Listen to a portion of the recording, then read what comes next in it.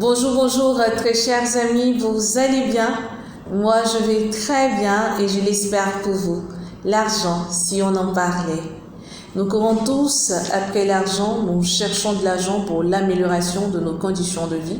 C'est normal et c'est à encourager. Cependant, nous ne devons pas nous lier d'attache ou aller tisser des liens bizarres pour en avoir. Ça n'honore pas Dieu et ça ne nous arrangerait pas demain.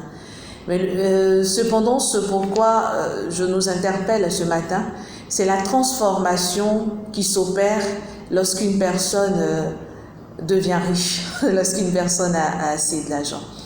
L'argent nous transforme.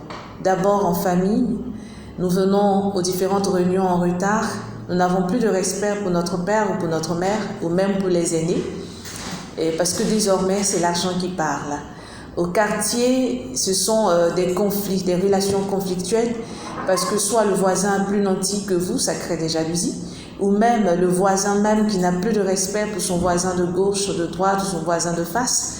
Il a près de 10 voitures, 5 voitures, et il gare partout dans le couloir, il ne respecte personne.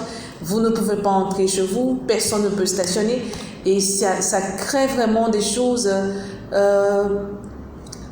qui mettent mal à l'aise, voilà. Et c'est bien dommage qu'on en arrive à cause de l'argent.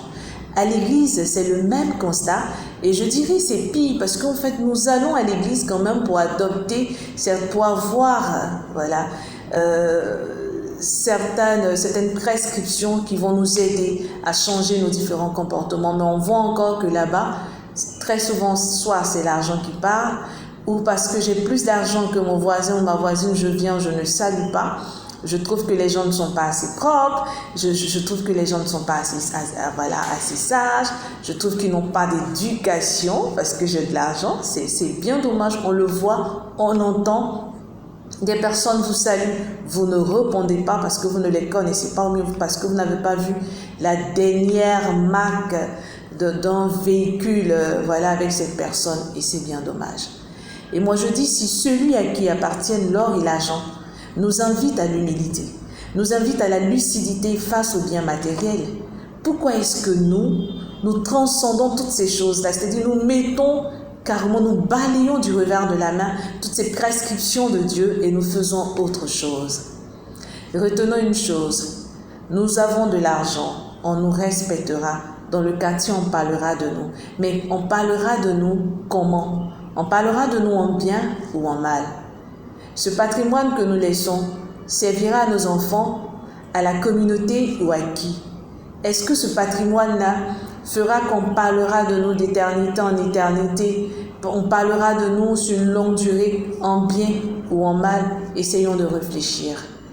L'argent, en principe, devait nous emmener à impacter de façon positive notre famille, notre entourage, notre communauté, et non le contraire. L'argent devait nous emmener à enseigner plus d'humilité, plus de respect à nos enfants, plus de respect à tous ceux qui sont autour de nous. L'argent devait nous emmener à nous fondre dans la masse, à dire aux autres c'est possible, si je suis arrivé, c'est que toi également tu peux y arriver. Que l'argent ne nous transforme pas, pour la pure et simple raison qu'à la fin de notre vie, on n'emmènerait pas tout ce dont on aura amassé dans notre cercueil. Une très bonne partie restera ici. C'est vrai qu'une partie servira à l'organisation des funérailles. On aura des funérailles grandioses. On ne parlerait même pas de funérailles, on parlerait d'obsèques. On fait ce jeu de mots. Mais en réalité, on n'emportera pas tout ce qu'on aura amassé. Soyons humbles face à l'argent. Ne laissons pas l'argent nous transformer. Dieu transforme. Désirons fortement Dieu et le reste nous sera donné de surcroît. Que Dieu nous aide à y arriver. Ce n'est pas facile parce que l'argent entraîne l'orgueil, la trop grande fierté, je dirais la fierté démesurée, l'impolitesse et à la fin, la tristesse. Qui nous aide vraiment à y arriver. Je vous aime, mais Dieu encore plus. Au revoir.